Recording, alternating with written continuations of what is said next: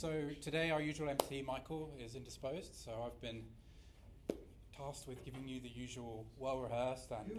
You volunteered. Oh, yeah? That's not tough. It's, well, I was going to say, depending on your definition of well-rehearsed, you're going to get one of those introductions. But you might disagree on that, but I'm not sure if I agree on the definition of volunteered either, now I think about it. Anyway, today's speaker is part of the Argumentation program. He's a PhD candidate at the University of Windsor. He holds a BA in Politics and International Relations from the University of Kurdistan Hayter. He also holds an MBA from the American University of Iraq Salamaneh, and he holds an MA in Politics and Philosophy from Simon Fraser University. He's also part of a SHIRC-funded project on argumentation extremism, which is bestowed with the largest grant in the social sciences and humanities at the University of Windsor at the moment. And he's recently been travelling Europe and virtually in North America, presenting at conferences on this topic. His interests concern the intersection between civility, extremism, political argumentation, and charisma. And the latter of those interests he's so interested in, he's going to talk to us today about them in a talk about the argumentation from charisma. Please welcome my friend and yours, Hărēm Hassan.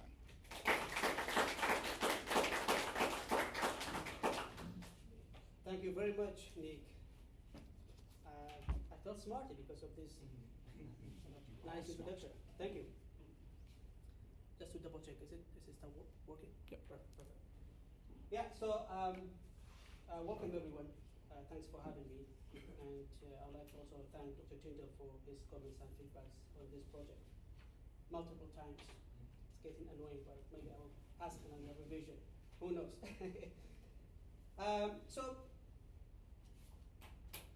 When I was preparing for this talk, I felt like this is kind of risky project.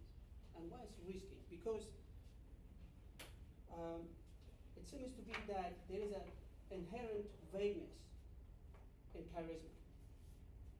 When you think about it, how we define it, it's not easy to put it in a box, right? And if it is vague, then how would you approach it argumentatively, let alone try to provide a scheme and approach it logically? So the task is not easy, it's risky, right?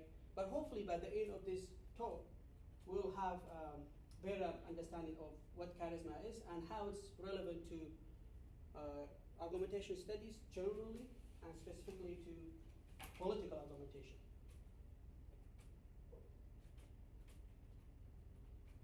So here is the outline. I would like to talk about, provide a definition for charisma, an argument from charisma, and the rationale of this research, why we should bother, why we study charisma argumentatively, why it's significant. And then I will talk about Trump, some general feedbacks, how we argue, and then I will suggest a scheme to analyze and evaluate argument from charisma. All right, so to my knowledge, Goodwin is the only argumentation scholar who briefly studied charisma. She accurately identified charisma as a distinctive type of argument from authority. But other than her, I've looked at different books in argumentation scheme. No one mentioned charisma, and I think partly this is because it is big. It is not easy to understand, to study it logically.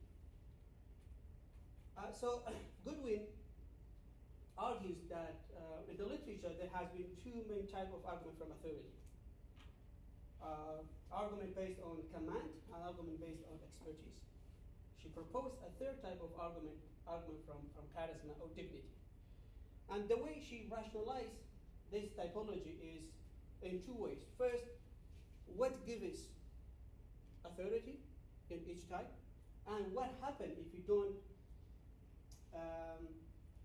accept, or if you don't go by an argument from expertise. So argument from expertise or argument from expert opinion, which commonly used, is caused by superior knowledge. So what happens if you don't follow an argument from expertise? Failure to obey is imprudent, meaning acting against one's own interest.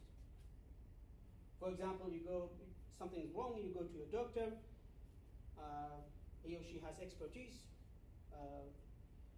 in the problem that you have, she suggests some medicine, some prescription, and you deny it, you don't go buy it, you pay the price. Argument from command or administrative authority is caused by one's role in social unit. Failure to obey results in punishment. Example, ignoring boss's request to do a task. Maybe you will be fired. Even though I am not quite comfortable with this type of authority, because the way I understand argumentation is the fundamental precondition of argumentation is freedom of conscience and freedom of expression. So if you accept an argument, not by the virtue of the argument, but fearing that you will get some punishment, I'm not sure we have an argumentative activity here. Is it not easy to read? That's good. Okay. Yeah. All right. How she understand argument from charisma? Well, argument from charisma, she writes, is caused by manifest ability to influence others in some unaccountable manner. Remember, I start by saying charisma is vague. We can see throughout this talk that again and again, charisma is being mentioned as it has some vagueness. So, charisma, according to Goodwin, is a manifest ability to influence others in some unaccountable manner. Failure to obey charisma would be disrespectful and being discriminated against by the public and being ashamed. For example, there's a rally, a group of people being influenced by a particular charismatic person, and you go to that rally and you criticize the charismatic leader. You get, it's kind of risky business to do that. But the way that I understand it is we may have cases in which there is a multi-layer of authority. Not necessarily we experience authority separately. I mean, for example, a case like Nelson Mandela.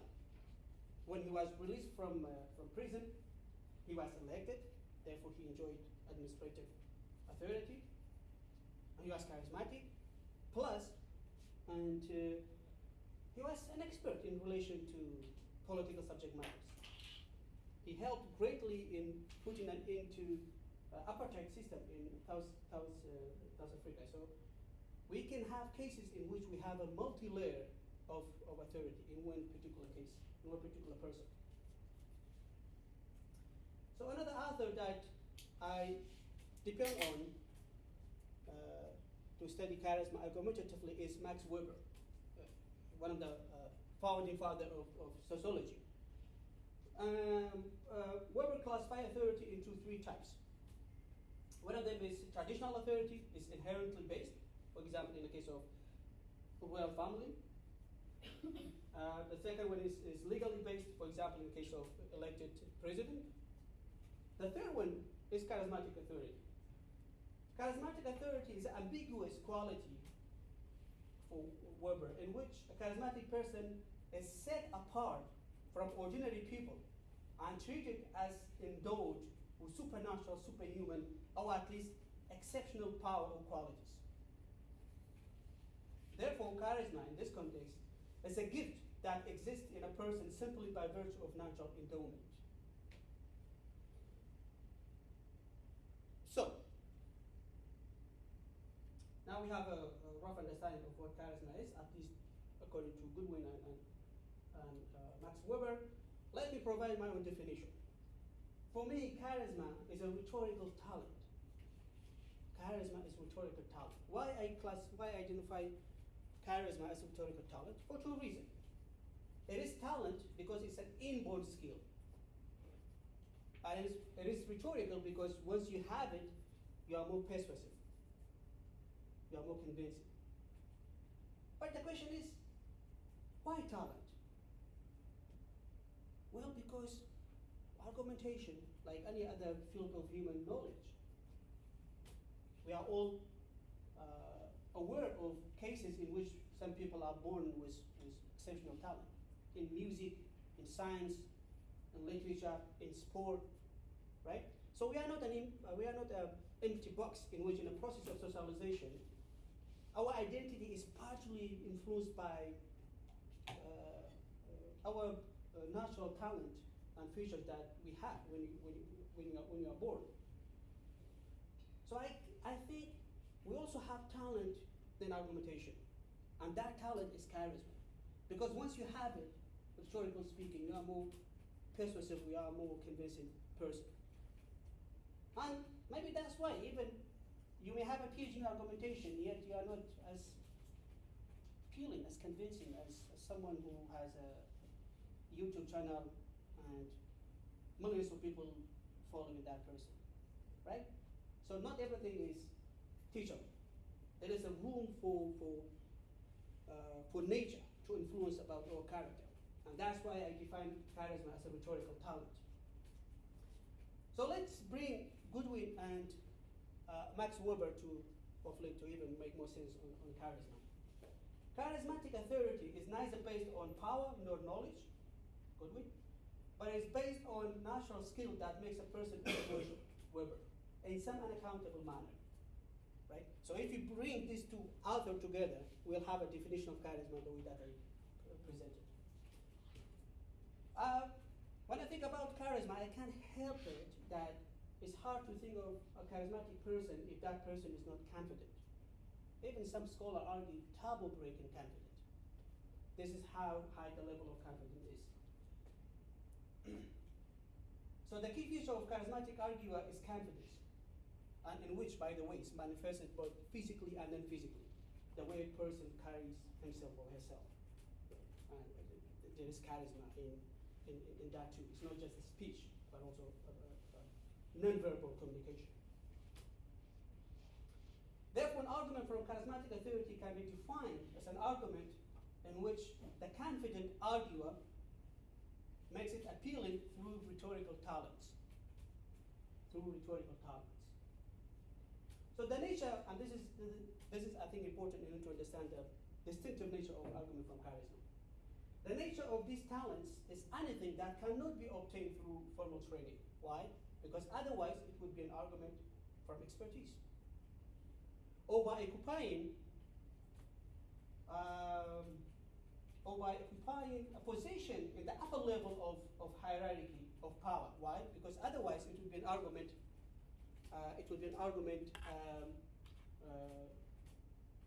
From administrative authority.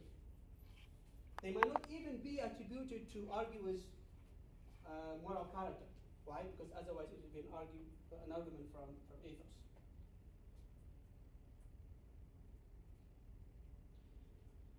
So now we have a sense of what charisma is and what argument from a charismatic argument is, why we should study it. Well, there are several reasons.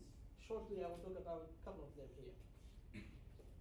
First, literature on voters' behavior shows that voters tend to first choose their favorite leader, then adapt the political views and stance of that leader. So what does that mean? This is scary. It means in political argumentation, what counts the most is not the quality of the proposal, policies that a political party or a leader is presenting to the public, but rather the character of the leader. And therefore, in political argumentation, there is something that goes above and beyond the force of argument. And that thing, I argue, at least partly, could be explained through charisma. So another reason is, in the context of politics, ideology operates in a charismatic relation through the leader. The vision is given a voice. Here it can be argued that we are dealing with a serious type of argument from authority. Why? In which both the argument and the arguer are unified and became one entity. Because the charismatic leader embodies or personifies the ideology, people, followers to be exact, see charismatic argument as an internal part of the arguer and see an arguer as an internal part of the charismatic argument. I call this phenomenon personification of ideology. Why personification of ideology? Because the leader is no longer one person among others. He's the person who embodies, who represents the ideology. And if in a people believe in that ideology, and if that person is a representative, is a manifestation of that ideology, imagine what sort of power that person would have.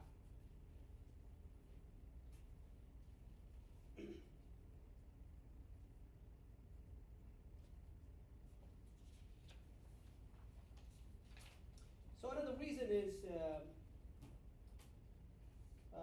which logically follows from the previous two reasons that I just mentioned,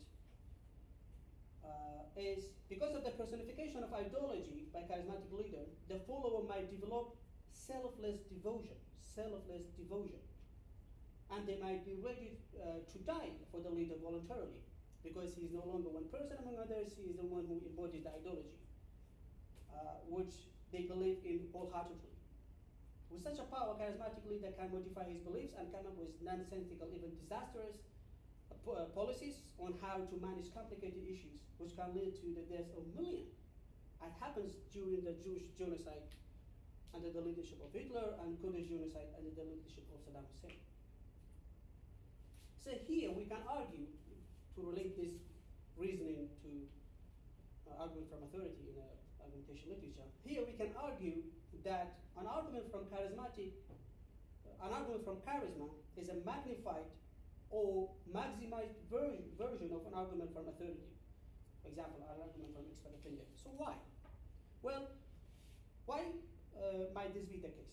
Because an expert will address individuals, or at best a group of individuals. For example, a doctor exerts his influence, his authority and medical expertise on patients, or a group of patients at best. This is true for other experts as well. However, in the case of authority, authority from charisma, in the context of political argumentation, a whole society, or at least the most of the society, will be affected by the expertise of the leader. Here it can be argued that the argument from charisma is a type of argument from expert opinion, because in the eyes of the followers, in the eyes of the public, in the eyes of the followers of the leader, a charismatic leader is an expert in knowing what is best for the society. And that's why they believe in him, right? Or in him. The stronger this belief is, the more unquestionably they follow him. With such a power that the charismatic leader has, the possibility of committing a fallacy, and by that I mean accepting his policies, not based on the merit of the policies, but because the leader says so, would increase substantially. Trump's inflammatory rhetoric in condemning 2020 US election and his role in inciting the attack on the Capitol in January 2021 by his supporters is a current case in hand to understand this line of reasoning. And yet, charisma is largely ignored, except Goodwin. No one, as far as I know, in argumentation literature have studied charisma, and I think we need to do that because of the reasons that I just mentioned. So in the case of Donald Trump, before I take a particular argument and apply the scheme that I suggest, let's take some moment to understand generally how he argues. And I think some of features that I mentioned here might be applicable to other cases of argument from charisma. So Trump has a degree of self-confidence to a degree to engage in taboo-breaking behavior. For example, he told not just ordinary citizens, but high officials such as 4 congresswomen of color, including Ilhan Omar, to go home. Right? It's unbelievable. According to Jackson, of course, go home, it means to leave America, right? Even though she's a congresswoman. According to Jackson,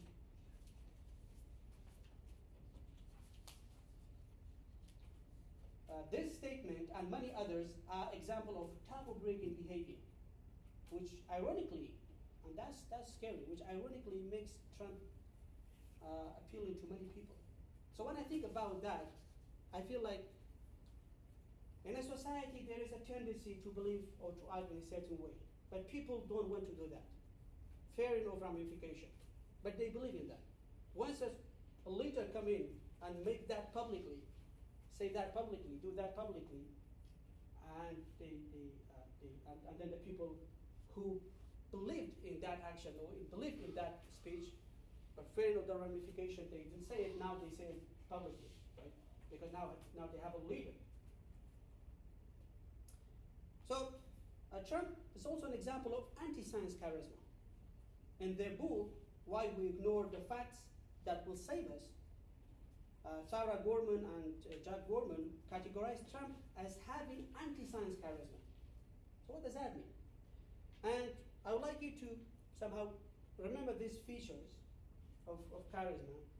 So when we take a particular example on how Trump argued, so we can see how many of these features is relevant and applicable to the way Trump argues. So according to them, Trump portrays features shared with anti-science charismatic leader. He's making, what are those features? He's making grand promises and claims. To make his claim appealing, he depicts himself as outsider and being on the fringe, so that he portrays himself, so that he protects himself from the doubt and questions that we have against already known and inside politicians. With that, he creates a very strong sense of him being able to come in and create a totally different order and save us, or even create a revolution. Inciting a strong emotion probably is a core feature of argument from charisma in the political context. And Trump uses this feature very well. Charismatic leader aims to incite strong emotions in the audience, because in the presence of strong emotions, it's hard to listen to reason. Among the emotions, fear is one of the most effective ones to make an argument from charisma convincing. Charismatic leader uses fear to suppress rational engagement with his arguments. Once a leader establishes an adverse them mentality and associate danger and fear with others, it is much more easier for him to persuade the audience of his argument. And by the way, there are scientific facts about human psychology and the role of fear, specifically, but of course we don't have time to present it here, but I have presented some of them in my paper. And in political science community, people have paid attention to charisma, and I mean there are researches in which actually they use charisma as a factor to make sense of why Trump won the election in 2016. And Washington Post, in a sarcastic paper, they publish a piece with the title, "Hillary Clinton Needs a Charismatic Transplant," saying that Trump is so charismatic in comparing to Trump to Hillary, and this is problematic.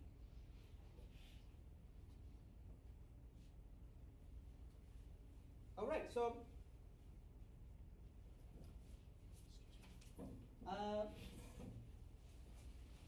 let's talk about a scheme that I suggest to use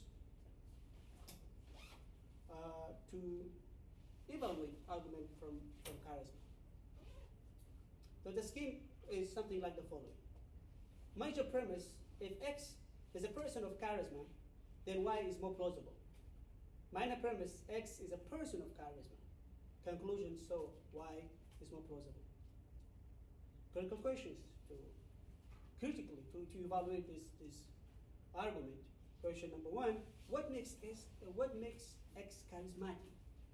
What is it that you find in that person so charismatic? Is charisma relevant to the argument? Okay, if that person is charismatic and charisma is relevant to the argument, but is the claim warranted strongly enough by the evidence given?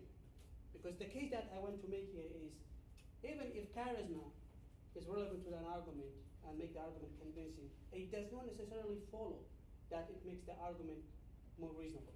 And that's why the real critical question is to make sure that even if there is no charisma, we need something else to make the argument reasonable.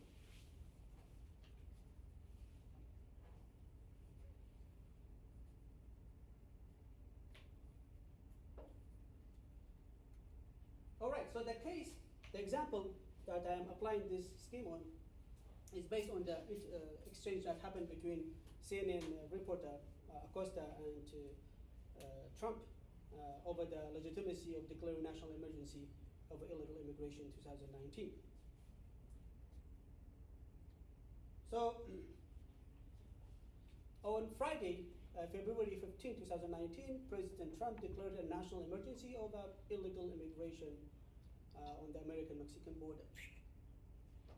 In a follow-up press conference, CNN reporter Jim Acosta raised the issue of inconsistency. He's not rejecting Trump's proposal, but he's questioning it. He's saying that there is inconsistency between, on one hand, what the president called illegal invasion at the border, and women with duct tape on the mouth, on one hand. On the other hand, was the data from Homeland Security, because data from Homeland Security, which I presented later, shows that the situation is not that terrible.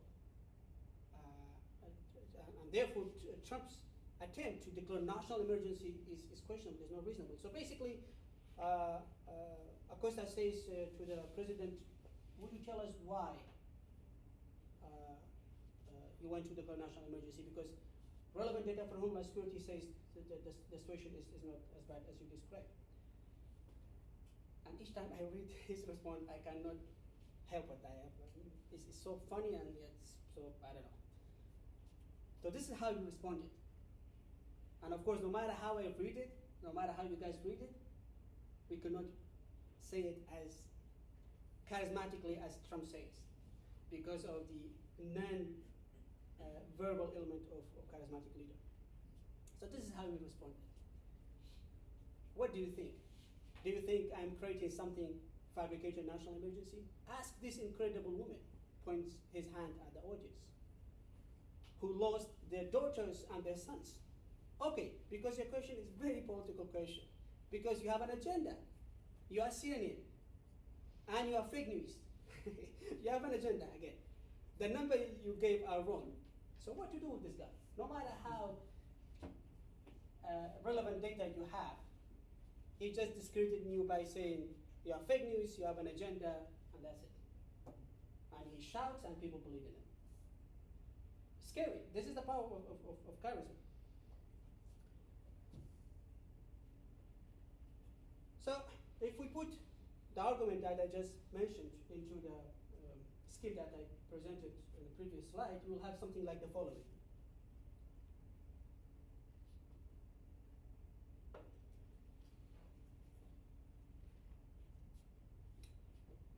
Major premise: if Trump is a charismatic leader, then his declaration of national emergency over illegal immigration is plausible.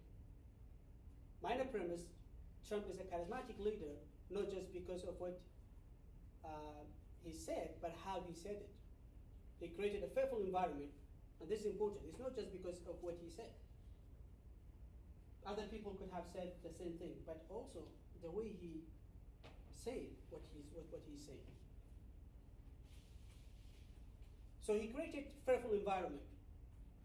He discredited his opponent as fake news, portrayed himself as the one who genuinely cares and save us by building the wall, and spoke with certainty, passion, and confidence, right? That's what makes it charismatic. Conclusion, therefore, his declaration of national emergency over illegal immigration is illegal. So that's the critical questions. And of course, I mean, for a follower of Trump, they may just say, I believe in president, I find him charismatic, therefore his decision is legitimate, right? But if you put this simple reasoning into the scheme with the background knowledge that we have, we may have something like this. So here are the critical questions that we may engage a follower of Trump to hopefully we have a reasonable exchange. What makes Trump charismatic? Why do you find him charismatic? Is charisma relevant to his argument? Is a claim warranted strongly enough by the evidence given? So let's answer these questions briefly. So the first two critical questions are affirmative. Charisma is relevant to the argument since there is a political argument and Trump occupies the highest official, the highest political office. However, Trump's argument is still problematic because of the last critical question number 3. This question asks for reason in addition to his charisma. For example, Acosta's data from Homeland Security shows border crossing at a near record low, and undocumented immigrant committing a crime at a lower level than native-born Americans. As a result, although Trump is charismatic, and his charisma makes his argument more appealing, his argument is still fallacious. But the question is, why is Trump's argument persuasive for many people? The shortest answer is that a fallacious charismatic argument could be persuasive because of the rhetorical power of charisma. As a result, we may have a successful, meaning the existence of charisma, yet fallacious argument from charisma, meaning not supported by non-charismatic reasons. All right, conclusion. So based on what I presented, we can have these general concluding remarks about charisma and argument from charisma. First, charisma is a natural rhetorical talent. It is a shortcut to build trust. Second, charisma is vague. It's easier to feel it than to explain it.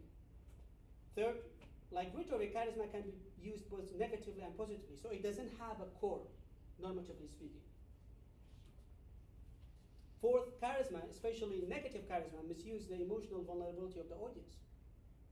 Fifth, charisma may strengthen group identity, polarization, and extremism. Sixth, charisma can make an argument persuasive, but not necessarily reasonable. Thank you very much for your attention.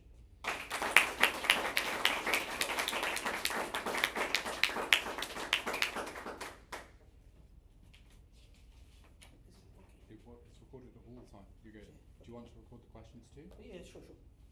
Well, I don't know. Maybe. See how they go.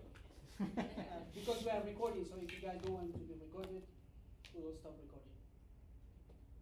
Maybe we just turn it off, so we'll speak even more. Any questions?